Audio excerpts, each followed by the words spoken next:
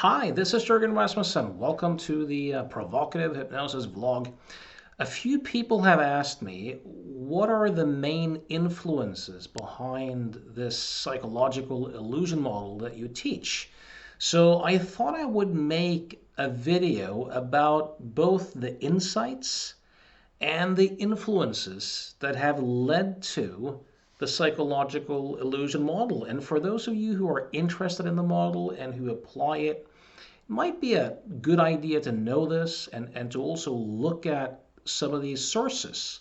So it's also a way to kind of give tribute and credit where credit is due. So in terms of my own background, I started meditating in 1991 at the age of 14. And at that time, it was just a mantra meditation. But I've had a pretty regular meditation practice since then, although I didn't really start to meditate seriously on a daily basis until I was, in my 20s somewhere. So that meditation background has had a profound experience. I also started studying NLP and hypnosis back in 1997. I started seeing clients in 1998 and have done so since. So this is my 26th year of seeing clients professionally. So all the experiments and the client sessions that I've done since then have strongly, of course, influenced this. Um, I've had the chance to do seminars since 2009. So the seminar attendees. I'm a very heavy reader and I've attended a lot of seminars. So this whole thing is like a combination of all of this. So the psychological illusion model is a very simple model that really revolves around two basic ideas. And the first basic idea is that we humans have a tendency to think without really knowing that we're thinking most of the time. And when thoughts aren't seen as thoughts, they look like reality, they look like who we are, and they just look like the truth of things. And the first thing is that thoughts and feelings really only make us suffer psychologically when they're not seen as such. So that's kind of the first thing. And the second thing is that when thoughts aren't seen as thoughts, they very easily look like a self.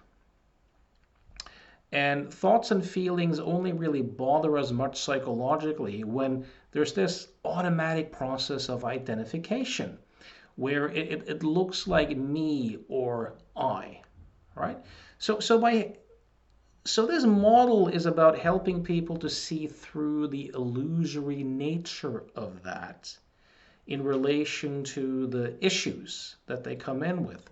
I'm not a spiritual teacher. The clients I see are paying clients who come in for all sorts of issues. So it's not really a spiritual context. So in terms then of this particular model, someone also asked me recently, how is this model unique or different? And one of the things that's different is that I and the psychological illusion model don't believe in the notion of mental illness. So mental illness is a myth. So when I work with people, it's never under the banner of treatment or cure or a so-called mental illness or a technique or a format that can work on or treat an illness. The framework is one of, this person thinks that there's a monster under their bed, metaphorically speaking. My job is to help them through a bunch of experiments to kind of uncover the magic trick so they can see the illusory nature of it and relate that to whatever issue they came in for. So the first big influence on this is the late Hungarian American psychiatrist Thomas Szasz. Thomas Szasz was the most famous critic of psychiatry in the world. And in 1961, he released a book called The Myth of Mental Illness, where he really did an excellent job in laying out the case of how the whole notion of mental illness was a myth. Since then, he has written probably close to 30 books. I've read most of them. He wrote his last book in 2011 called Suicide Prohibition, The Shame of Medicine, before he died by suicide, ironically enough, in 2012. Something that he had always said that he would when he no longer felt that life was worth living. He was, I think, 93 at the time.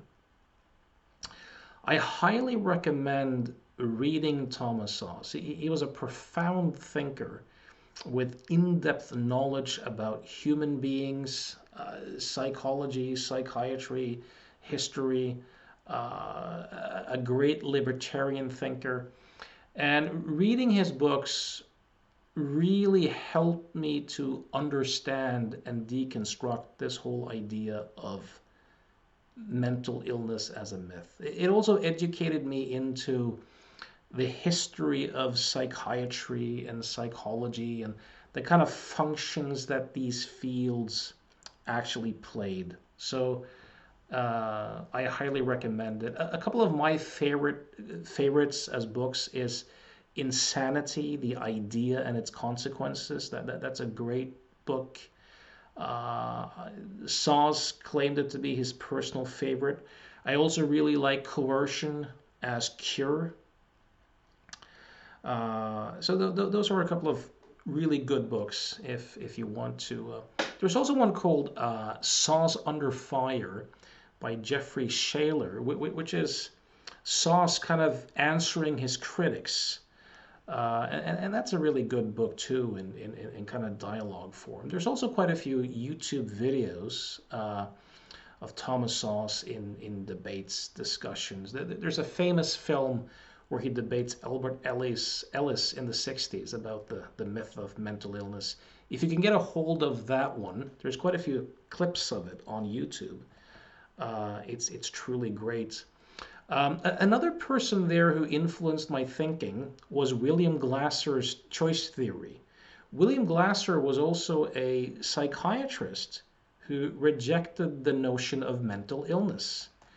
And he essentially helped people just by having conversations about them, with them, and helping people essentially see how their symptoms was somehow a choice. He would talk about depressing and anxietizing and phobicking and angering and paining. So he was a great influence as well in terms of having a model of how can you work with someone without this whole frame of mental illness. I should also say very early on that John Sarno, if you want a book from Glasser, there's a great one called Warning, How Psychiatry Can Be Hazardous to your mental health. There's also the classic Choice Theory. I really prefer the one called Counseling with Choice Theory, which is a bunch of dialogues between Glasser and clients. Now, let me say this. When I give people credit here, that in no way implies that I agree with everything they thought on every subject. I'm just saying that these people have been influential in the following ways. So I highly recommend checking out Glasser too, even though the way both Szasz and Glasser worked with clients are profoundly different from what I do in the psychological illusion model, but they really help me to see through this whole myth of mental illness. And if you look at the field of therapy today, whether it's metacognitive therapy or acceptance and commitment therapy, or rational emotive behavior therapy, or psychodynamic therapy. They all play within this mental illness framework, right?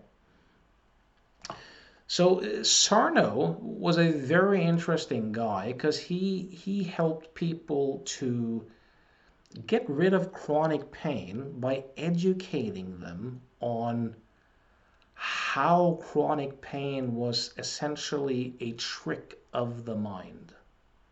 So by seeing its illusory nature, essentially. And he did so through conversations. So this has been extremely useful to me as well. If you want a Sarno book, my top recommendation there would be The Mind-Body Prescription, which is a pretty good book because he doesn't only talk about back pain, but he talks a lot about different syndromes. If you want to go on YouTube and you just punch in John Sarno and John Stossel, Stossel being the libertarian journalist, consumer critic who once led this show called 2020. And there's this great interview because Sarno, Stossel used to struggle with chronic back pain for decades, and he was a hard-nosed skeptic. And he tried everything, and he went to Sarno once, and his back pain disappeared. He was so impressed that he made a 2020 show out of it, and his assistants had permission from Sarno to randomly call clients, and some people are being interviewed. It's a really interesting episode. Now, as I said, I have a heavy background in hypnosis and NLP. So obviously, people like Richard Bandler have influenced me. Milton Erickson, John Grinder, and I would say, for the most part, in just helping me realize just how constructed experience actually is. That we kind of experience the map and not the territory per se. To think in terms of process. Also a lot of stuff in terms of change artistry and suggestion artistry and understanding how to create contexts and frame things, use suggestions, metaphor, provocation, really, really useful stuff. Even though in the psychological illusion model, we don't really work that much with how people structure their experience. We're looking to help people see the illusory nature of it. But these guys have been profoundly influential. Another guy, Jay Haley, who was a psychotherapist, a teacher of psychotherapy, and also a student of Erickson. Something he wrote in one of his books just helped me have a big aha.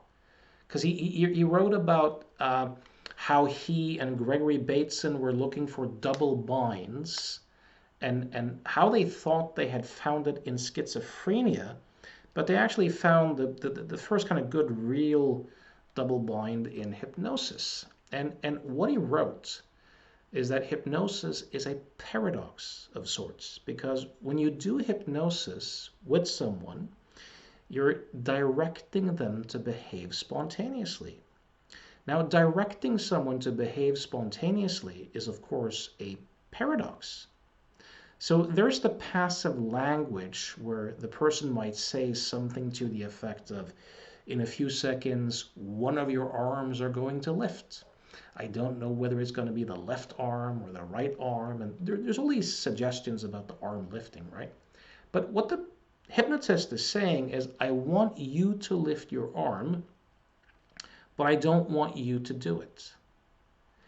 And the way to kind of solve this paradox is to lift your arm, actively imagine, in a sense, the helium balloons pulling it up or whatever, but simultaneously interpreting it as a kind of non-doing, as just a happening, which makes it seem non-volitional, and it often makes it seem as if the hypnotist is doing it to you. And I realized then, and more strongly over time, that wait a minute, this is exactly how human beings generate psychological suffering. Thoughts appear, and then they completely lose track of the fact that they're thinking, which makes it seem as if whatever they're thinking about is somehow triggering them and making them feel something.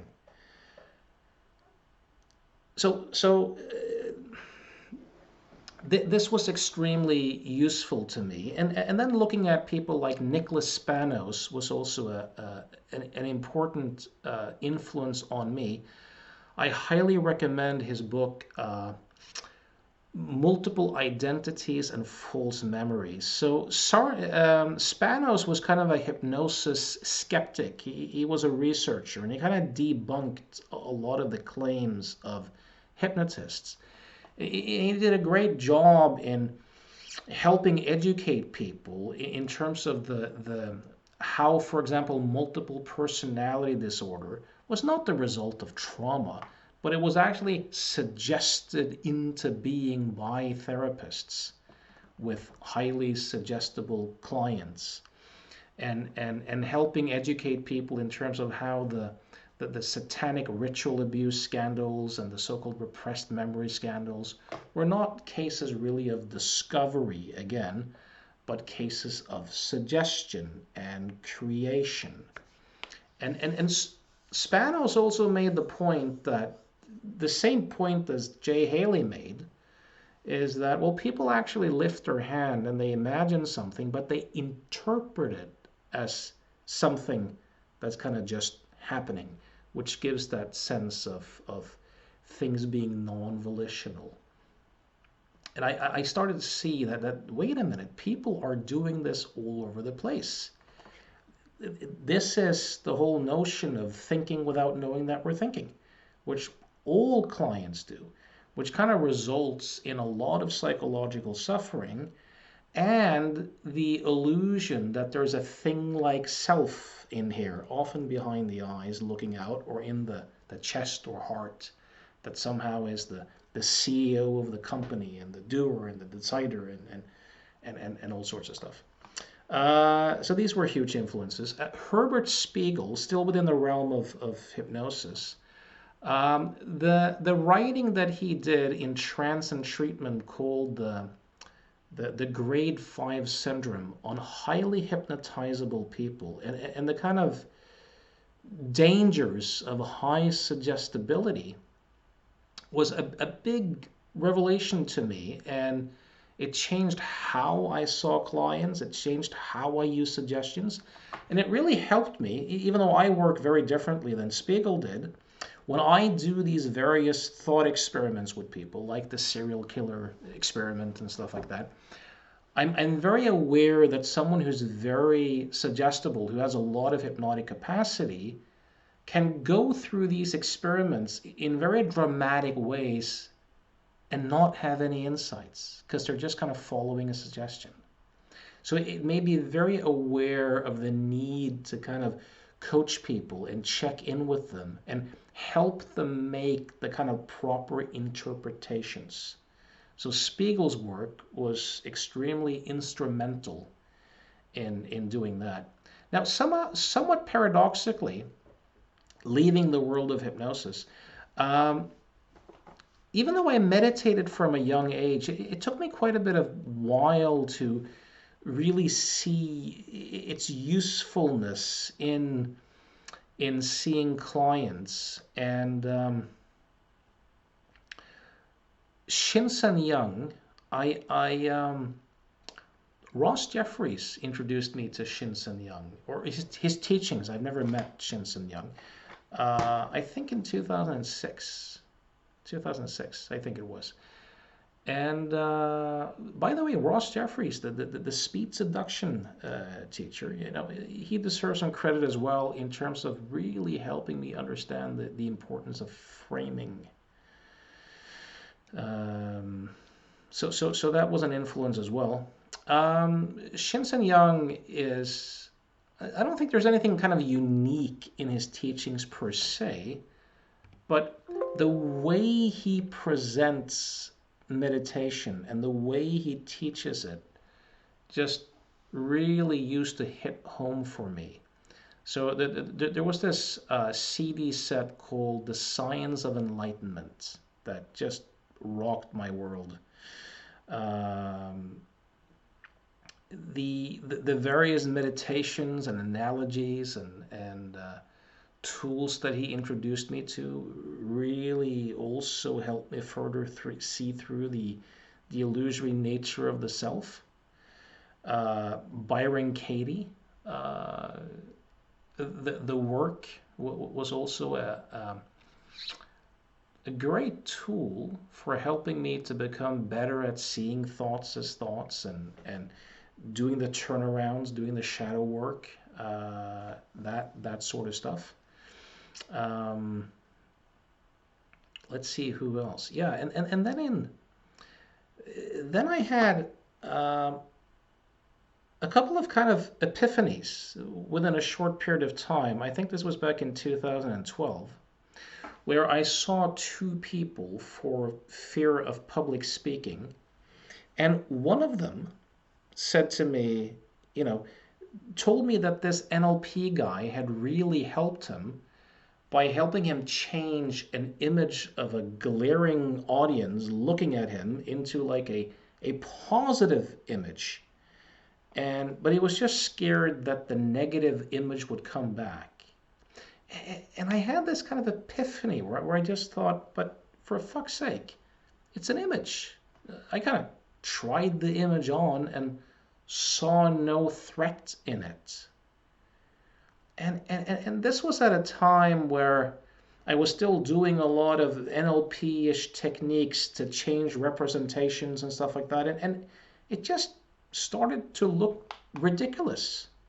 And then the next fear of public speaking guy came in and he told me, you know what, Jürgen? You know what I'd really like? I'd really like this thunderous voice in my head that could just scream, you're enough, you're good enough, when I do a speech on stage. And I started belly laughing because I just saw the absurdity of that. As a guy who's comfortable speaking, if this thunderous voice suddenly appeared saying that, it would be more of a distraction. And it seemed kind of embarrassing because at the time, I was kind of doing that old Bandler thing of imagine yourself as a puma and looking down on the audience and 200 black singers going your ass is mine essentially. And I was like, holy crap, you know, this is nuts, kind of what we're doing here. And then I read a book called Clarity by Jamie Smart.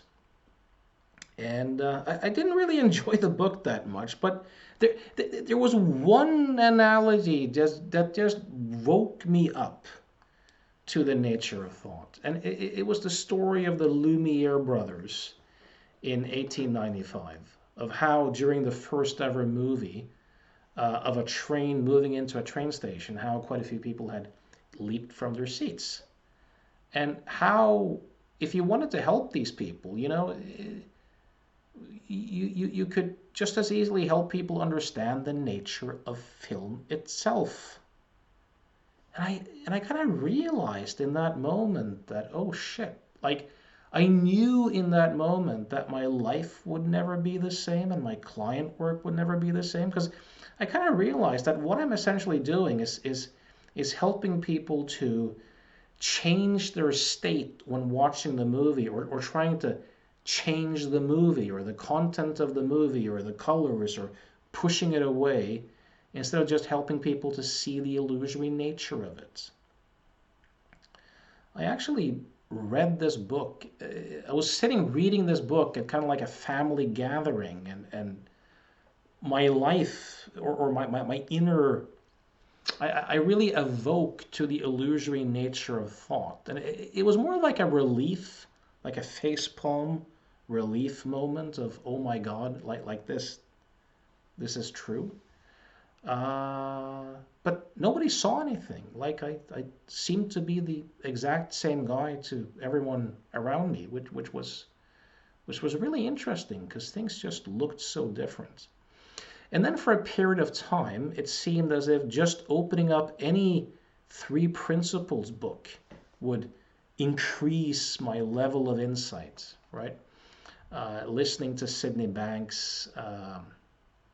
I went to some seminars. I saw George and Linda Pransky. I saw Elsie Spittle. I saw Dicken Bettinger. I saw Jack Pransky. I saw Bill Pettit.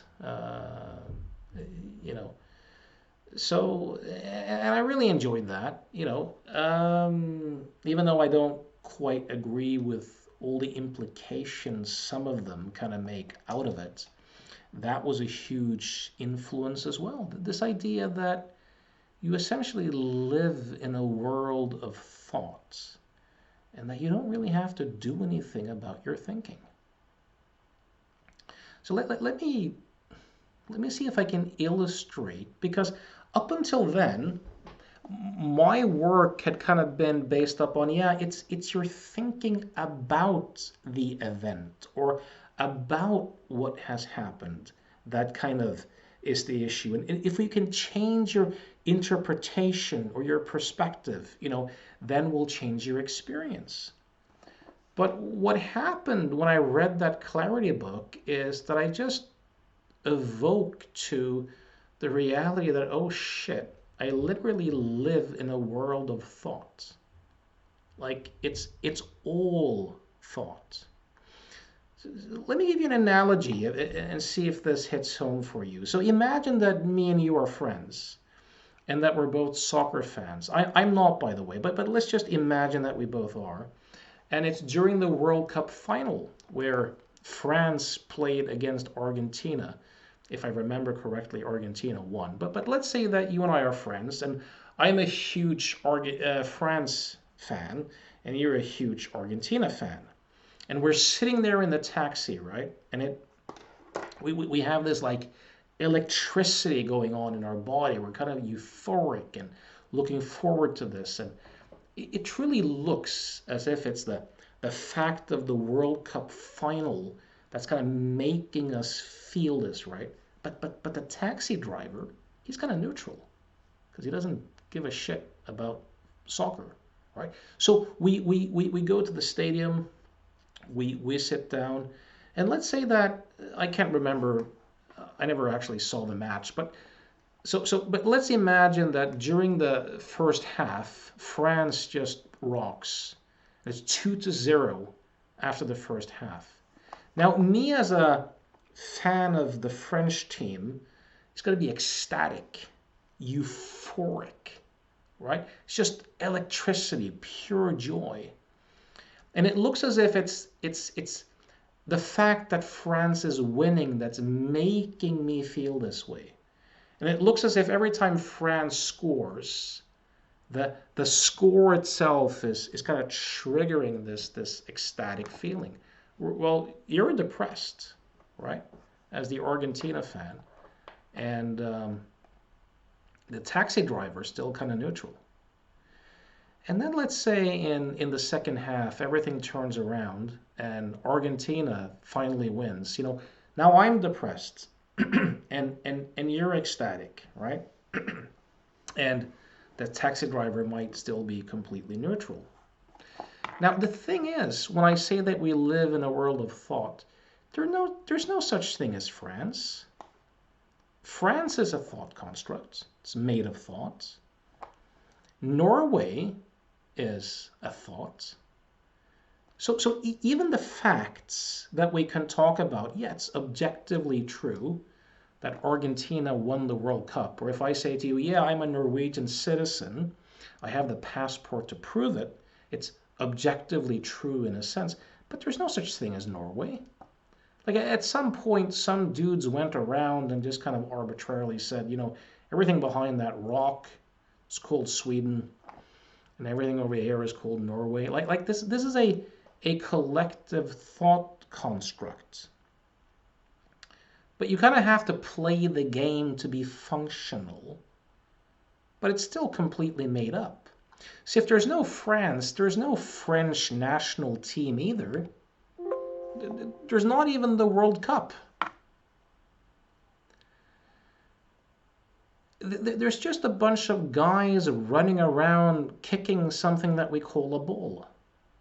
But the whole idea that kicking the ball between those two goalposts means something, means ecstasy, or means depression, this is completely a thought construct. The whole notion as a fan of France or a fan of Argentina, this self essentially is completely made of thoughts, as is everything else. Now, what difference does it make to see that? Well, you're less likely to take things as literally.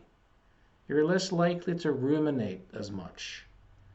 You're less likely to believe your thoughts to the same extent. They're still useful to navigate in a relative sense.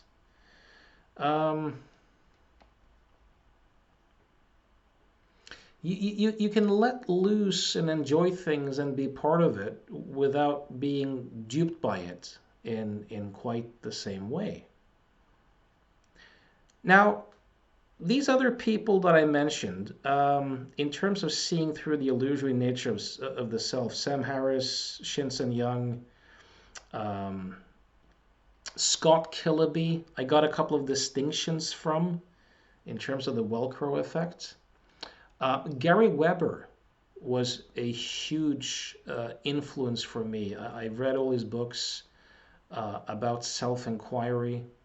And what kind of became obvious after a while is that, language, kind of says, okay, I saw that, I did that, I heard that, I made that decision. So it makes it seem as if there's this thing like self that's doing these things, right?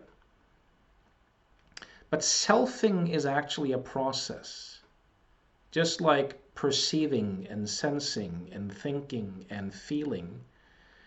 And the trick here is that the I thought that claims credit for the seeing or the hearing or the thinking was not actually present during the activity of seeing. So there's this trick of the mind that makes it seem as if what came after as an ad hoc entity or a thought construct was actually present during the activity and the initiator of it. And this illusion is the result of not seeing thoughts as thoughts. And when you wake up to that, this whole notion of being a doer, being the decider, being the chooser, having free will, completely evaporates. Now, in terms of seeing clients, though, they're not necessarily that interested in meditation. Thoughts mostly bother people when there's this automatic identification with a thought. So I just saw a client for jealousy. So this thought of not being enough would emerge. And since that wasn't seen as a thought, it looks as if I am not enough. And now I have to improve myself, right? This is an example of a thought not being seen as a thought. So what I do with people is I help them through various experiments to take whatever self-identifications they have in accordance with their issue and to see that it's not a self, it's actually a thought. And that's hugely liberating. And if I can, I help them to also discover the nature of being that's prior to thought, during thought. And there, whenever a thought dissolves. Some of the people who have been very instrumental for me in this, as I mentioned, Gary Weber is a really good one. I highly recommend Happiness Beyond Thought, his first book. Rupert Spira has been instrumental for me. For me, has been the clearest pointer towards non-duality. I highly recommend his latest book, You Are the Happiness That You Seek, and also The Nature of Consciousness. I think those are great books. And of course, in addition to this, I've been heavily influenced by developmental psychology models. Robert Kegan's model, which is based in subject-object theory, subject being that which experiences something, object being that which is experienced. And what he wrote about a lot is that whatever we're subject to looks like us and looks like reality, right? And we don't really have any choice about it because we're fused with it. The ideas that we can look at are objects. When people make developmental shifts, what people were subject to at one stage of development becomes the object of the subject of the next stage. So Kegan's model of adult development, as well as Jane Lovinger and Susanne Cook-Reuter's model of ego development, a little bit too, really helped me to see the developmental nature of selfing, and how selfing as an activity of claiming and boundaries and identification seems to naturally evolve, throughout the lifespan. So having these models helped me a lot in terms of trying to not have the sessions I do with clients be anti-developmental, knowing how to kind of help clients develop if their existential demands kind of require it, and also helping people to be more functional within the developmental stage that they seem to be operating at. I started with spiral dynamics when it comes to the developmental journey, and even though that's been the least useful one in terms of working with individuals, I would still say that Chris Coven was very influential for me in terms of helping me to think developmentally and understand human beings and systems through that lens. So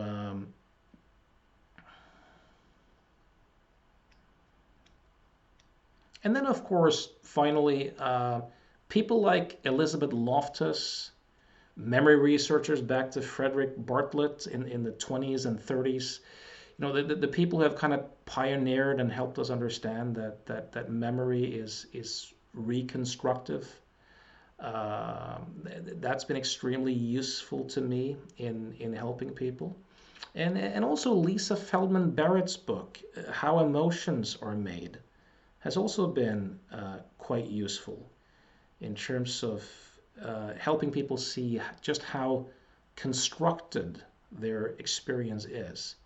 Now, a lot of these people you probably won't recognize in my work at all. And as I said initially, don't misunderstand the fact that I credit these people with meaning that I agree with everything they teach or do. That's not the case at all. And the very tricky thing in terms of giving people credit is that when you look into things, you often discover that the people who get credit for certain ideas are not necessarily the people who originated those ideas. That they're often good marketers.